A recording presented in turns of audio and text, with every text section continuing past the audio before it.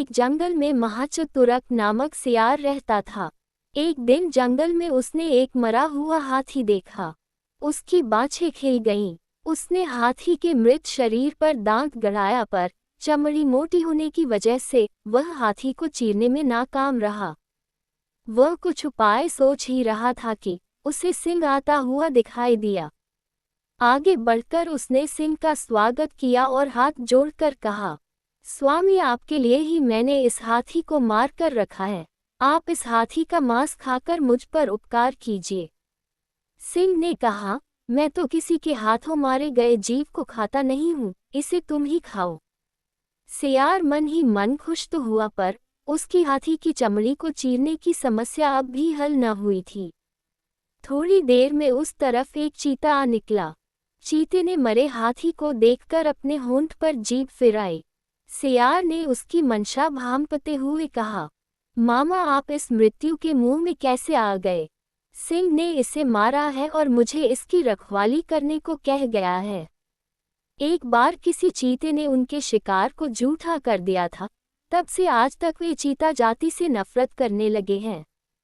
आज तो हाथी को खाने वाले चीते को वो जरूर मार गिराएंगे। ये सुनते ही चीता वहां से भाग खड़ा हुआ, पर तभी एक बाघ आता हुआ दिखाई दिया।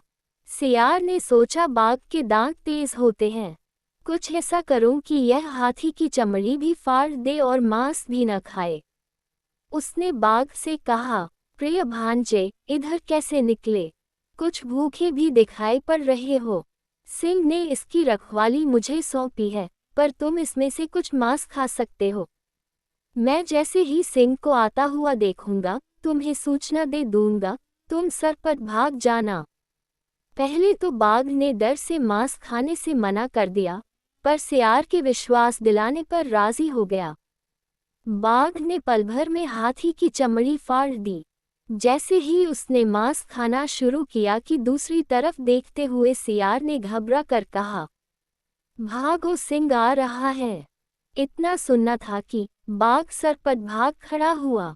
सियार बहुत खुश हुआ। उसने कई दिनों तक उस विशाल जानवर का मांस खाया। सिर्फ अपनी सूझबूझ से छोटे से सियार ने अपनी समस्या का हल निकाल लिया। इस कहानी से ये सीख मिलती है कि बुद्धि के प्रयोग से कठिन काम भी संभव हो जाता है। दोस्तों, कहानी अच्छी लगी हो तो इसे लाइक करें, शेयर करें और चैनल को सब्सक्राइब जरूर करें। धन्यवाद।